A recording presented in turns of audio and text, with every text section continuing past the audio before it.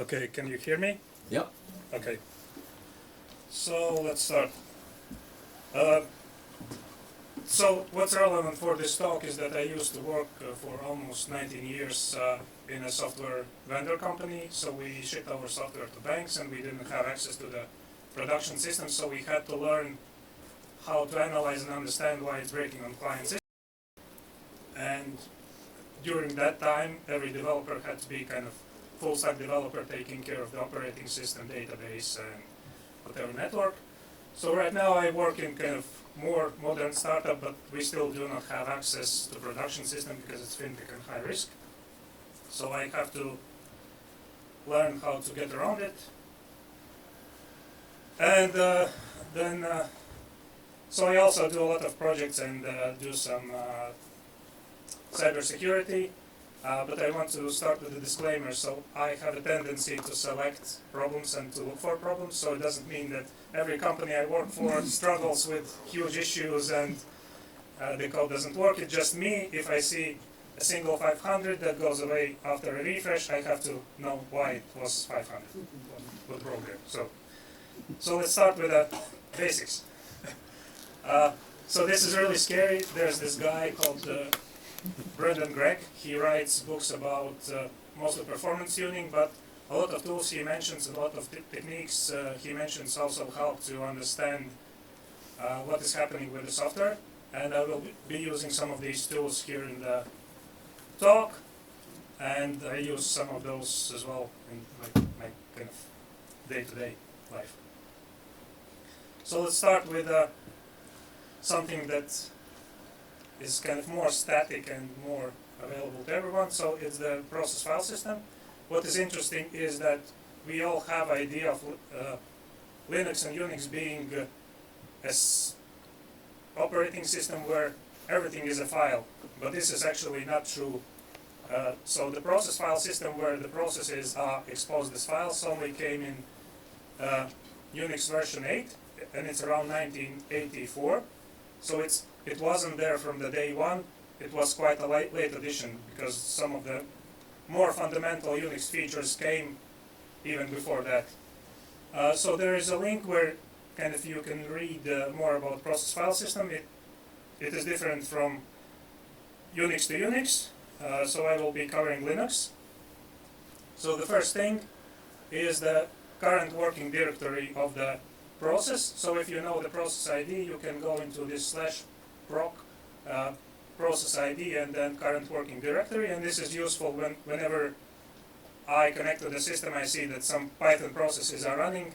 I want to know which is the home directory and where to start looking for the actual executables and settings and so on. The next thing is the process environment. So in modern days, the environment gets pulled from Vault, from some Terraform settings, from some Kubernetes manifests and so on, and from shell scripts, and they call each other, and oftentimes these environment variables get overridden and so on and get lost. So the most reliable way to understand which are the actual values that the process is using is to look at this environ file, and this file is encoded in the Unix C-style string. Encoding, it means that each key value pair ends with a terminating binary 0. So if you want to print it nicely on your terminal, then you have to run this file through translation, where you translate the binary 0 into new lines, and then you get this nice printout. And because most of the applications nowadays pass secrets through the environment variables, this is the way where I go to look for the database credentials to see how to connect to that. I go there for API keys to like do my own tests on my own from my own test scripts. So this is like a really useful thing. Another very useful thing on the process file system is the FD folder. So for each process there's this FD folder which contains a list of file descriptors. So file descriptors in Unix are numbers, and here in this folder actually each number is a symbolic link, and it points to the actual file that is being used. So we can see that first three files point to terminal, and then there are some descriptors that point to sockets, some point to dev null, what else, some real swap files on the disk and so on. So everything you want is there. What is the basic use case for this directory? So typically for me, I use it to restore deleted log files. And for demo purposes, I have a simple Python program that keeps writing logs every second. And I keep it running in the background. And it was running for a while, and now the log file is around 10 gigabytes. And so let's say I want to delete it to free up some space. So I delete the file, but the disk, the used disk space stays the same. So, any ideas why? Yes. Yeah, so this is kind of a Unix thing, and if you go back into the history, it started with this, that Unix didn't implement the system call to actually remove the file. What they did, they on a purpose named this function unlink. So what it does, it removes the file name from the directory, but they do not perform any locking. So in case you try to delete the file of the running process, in order for process not to crash, they came up with this approach that they keep the file data on a disk while some processes are using it, and once all processes close the file, then this reference counter goes to 0, and then implicitly Unix removes this file from the disk. And so this is really useful in cases where log files are removed by accident. So for the same process that's writing the log, now under this fd folder I can see that the file descriptor 3 actually points to something that is has this deleted in brackets. And yeah, so this means it actually points to this, still points to the deleted file. Sometimes I go just through all the processes and look for which of them references the deleted file. And then once we find the process ID plus file descriptor, then we can use this as a regular file. So there are options. We can either use tail and keep looking at what is being written to the log file, or the other way, since most of the times this log file is lost due to some errors setting up the log rotation and so on, then you can restore the log file and then kill the process to clean the space up manually. So this is how you restore the deleted logs, and you can actually use the same feature to discover who is using the file. So here I'm looking who is using the Lua snip log file, and then I get process IDs and I can look up which process is it. And there's a utility in Linux called fuser, which works by reading this process file system, but so it's not installed by default, and you have to install additional package. In case you do not have it, then just simply going through the list of files is the good enough solution.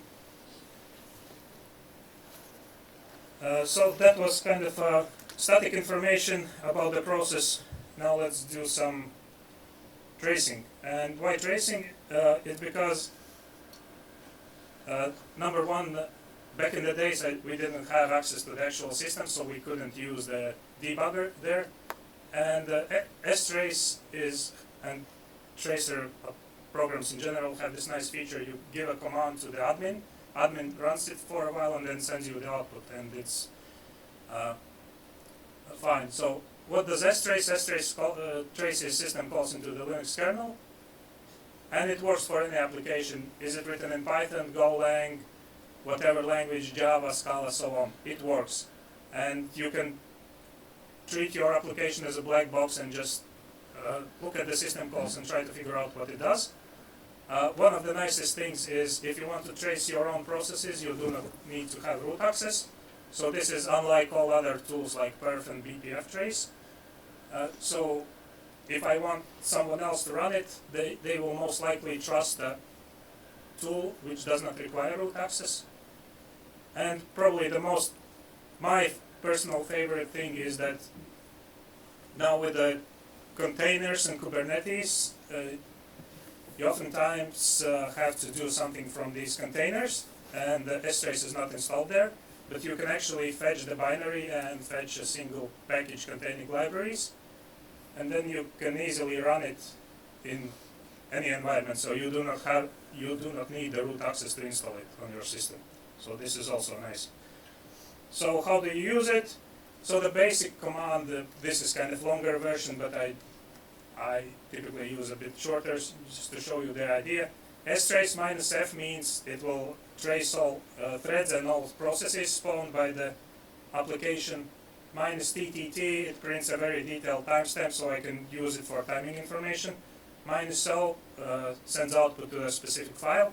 -s gives the increases the limit of the strings that will be printed to the screen. Otherwise, strace will truncate those strings. So if you want to get longer output to see what actual data you sent or received, you typically increase this limit. And then you can either attach to a process that is already running, or you can run some, like start a new process with strace. And sometimes it's good to just start a new process and to see which files it actually tries to access and so on. One more thing is that by default strace writes output to the standard error output, which means it has to be forwarded to the standard output if you want to use it in grep. So what's the output? So here's the output of an actual application. So I will break it down a bit later, but on the line 2 you see there's something called send to, and what it sends, it looks like a SQL query. So indeed it sends SQL query to the Postgres. So select distinct on low and something, and on line 4 it receives something, obviously the data set from the same file descriptor 12, and this it contains request ID and then some other gibberish. So how to interpret this? In reality, each line consists of 2 parts. So one is the entering part. So this is printed as soon as the function call is made. And if you see output which is stuck in this entering part, it means that the system call is blocked. It's hanging there and waiting for some output or some other condition. But normally when it ends, it will also print the result and some debug information for result. And in a similar way, when we receive from it, we receive something from the network, we will see, okay, we have start receiving, and once the data arrives, we will get the actual data that was received on the socket. So this is how it works. The problem is oftentimes some system calls are stuck in this entering part. It means it prints the first part and then it gets stuck there. So here's a cheat sheet to understand, is it good or bad? So if it's stuck in something called epoll, select, pselect, poll, it's fine. So it's basically using the correct system calls for doing socket multiplexing and waiting on multiple sockets, waiting for multiple events. So all is fine. The next functions. So I don't think I have ever seen these being blocked in like strace. I know that sometimes they can, which is writing and sending data out to the network. But I mean, it might happen under some strange conditions. The next interesting one is accept. So it waits for incoming connections. So this is kind of, you never know, is it okay or not? So I would assume most of the time it's kind of okay-ish. Now the bad stuff, connect. So if connect is stuck, it's really bad. It means your application hasn't set the connection timeout, or if you have written the code using system calls directly, you have not implemented timeout yourself, because normally if you implement timeout, then the connect would exit quickly, and then you would use something like epoll or select to wait for the when the connection is really established to the destination. And what's interesting, so this typically, if you see functions hanging there, it means timeout is not implemented. Something like a month ago, I reported this to Sentry. Turns out when there's network issues, and the application tries to report something to Sentry, the actual Sentry code could hang up and the application would just get stuck. So this is fixed already for like 2 weeks. In a similar way, if we are reading and receiving from something, so we are trying to receive data from the server, if you see function stuck there, it also means that the timeout is not implemented. You should look for ways to set it up. So wait for is like really simple thing. It just waits for the child process termination. And then there are futex functions, which means that the application is waiting on lock. There on the bottom there's a link. It's really nice because it puts together the actual system call number, system call name, and then it links to the manual page of that system call, and you can kind of, if you are wondering is it good or bad, you can read into the specific system call you are experiencing. To me, the most important thing is printed when the S-trace is started. So here I attach to some running process, and at the first line it reports that it attached to a process with 3 threads. So, and in the beginning it will print statuses of all 3 threads, so we can see different process IDs for, so 3 different process IDs. So first 2 are stuck in futex, and since those futexes have like the next parameter is a different address, it most likely it means it's a deadlock. And then there's the 3rd thread which does sleeping, and then it goes on working and working. So, and as soon as you launch S-trace, it might be scrolling the screen already with full of information. But you must pay close attention to these first lines just to see what other threads are doing. So now a bit kind of real stories. So we had this application written in Django, and it was kind of getting slow.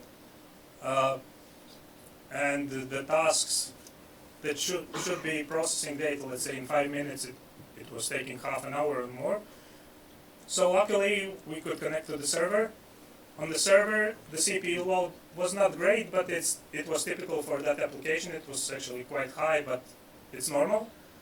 What was the most interesting thing is that we had high I/O load. So at that time I used an application called Nmon, but this is like really old school, because it shows how the percentage of disk utilization. So that's a really nice metric. You can use also IOStat, so it's pretty standard command. If you pass -x to it, then the last column will be the percentage of disk utilization, and you see how much the disk is loaded. And at that time it was around 80%, so it was pretty high. So we found out the PID of one of the background tasks and attached with S-trace, and the output was something like this. So basically it was calling stat system call with file names that were like /storage/ something, and well, stat system call does it gives you back the file size and some other permissions of the file and so on. So a lot of information. So it was basically doing this. Of course, there were other things, but those are just skipped for the brevity. So what was happening? So this application had a custom file field model. So it's a Django thing. So it represents a file, but it was overriding some parts, and it was looking for files in either the active or one of several backup folders. So every time a model with this field is loaded, it's checking, oh, do we have the file in the current active folder, or do we have it already in a backup, or do we have in this kind of stale backup? And the problem was that the background task was loading more objects than needed, but that was kind of not that bad. So normally it's loading like 100 objects, now it was loading 200, so it shouldn't be that bad. So, but why the I/O? So I/O is a bit tricky. So most vendors and people give you the throughput, but you can achieve good throughput in 2 ways. Either you get I/O operations per second really high, or you can have low I/O operations per second, and then you just increase the I/O size you are doing. And that gives you like nice throughput. However, in reality, most applications work with 4K blocks, for the file system, 8K blocks for the database, and 4K blocks. It's typically when you are writing log entries. So even if you think your application is running in container, it's printing logs on the standard output. Still, the standard output is stored as a file on the disk. So you are hitting these file system writes. So I will skip the rest. So long story short, if we force, we use tools to measure the specific I/O operations per second. That means we enforce smaller block size. So the new server that was provided for us with a new expensive storage attached network, Sun, brand new. It was doing like really low numbers, like 27.8 megabytes per second. And the old system that was years old, Hetzner machine, that was used for the same purpose, it was pushing something like 12 times more. So that was the reason. So we tried to improve performance of that Sun. In the end, it got like 2 times faster, but it's still like the numbers were pretty bad. So let's jump into networks. So typically, what's happening with the networks? In my practice, typically it's two companies have to establish connections between them, and typically it means that the firewall has to be open on both sides, and the network people on both sides do their magic, and then they tell, oh, it's open, and you try to access with application and it doesn't work. You tell that to the network guys, did you really open it? Yes, it's all fine on our side, but it's your application fault, definitely. So now you as application developer have to figure out what's actually happening there, and you do not have access that the network guys have. And if you Google typically suggests tools like ping and traceroute, but in most organizations it doesn't work because those rely on ICMP and UDP protocols, which most network admins will block. So there's a better tool called TCP traceroute. So it works kind of like a traceroute, but it uses TCP protocol, and therefore it connects to a specific host and port. And the output is pretty similar to TCP traceroute if you know how it looks like. So it shows you path which is taken from your machine to the destination machine. It prints a lot of IP addresses. So typically what I do, I collect this output, present it to the network admins, and they say, oh, why the connection is going out through this router and not the other one? And of course, if it goes out through a different router, it gets a different external IP address, and then of course destination doesn't accept it. So this is a nice way how to sort it out. And a bit about networks. Sorry. So we were doing the deployment of first Kafka service. So the idea was that it was reading a lot of data from the database, a lot of events, and then enriching those events with additional information and producing new events. But it was working around 20 events per second, so which to me it's like really little. And most of the people said, oh well, it's just for the initial period when we have to process through this whole load of events, and later we can scale because it's Kafka. It was like, okay, so I got some free time. I went to investigate. So I turned on the logs on the Kafka library, and it was saying that, oh, okay, it's really taking 43 milliseconds to produce a message. Then I used TCP trace, and it said, oh, well, network is actually fine. It takes only 1 millisecond to reach the Kafka, so the time is spent somewhere else. And then I used strace, and in the strace, what you could see is that it goes into this poll system call, and this poll system call is basically waiting for a response back from the server, and it gets that in around 47 milliseconds. And so the slowness is there. And about networks, there are some things you just must know. So it's always TCP no delay. So whenever you see something in your network application where you can get past 40 milliseconds or 25 events per second, it's most likely this TCP no delay. So it's related to the Nagel's algorithm, but the real problem comes from the interaction between Nagel's algorithm and delayed X. So I have some information, I will share the slides, but basically, so we have opened a ticket for Kafka client that is like from Confluent to make this the default setting, and it's open there for 2 years, not much activity, so you have to do it by hand. And I also found a place in the source code where it mentions where these 40 milliseconds come from, so it's really nice. And the last story, we still have time. So,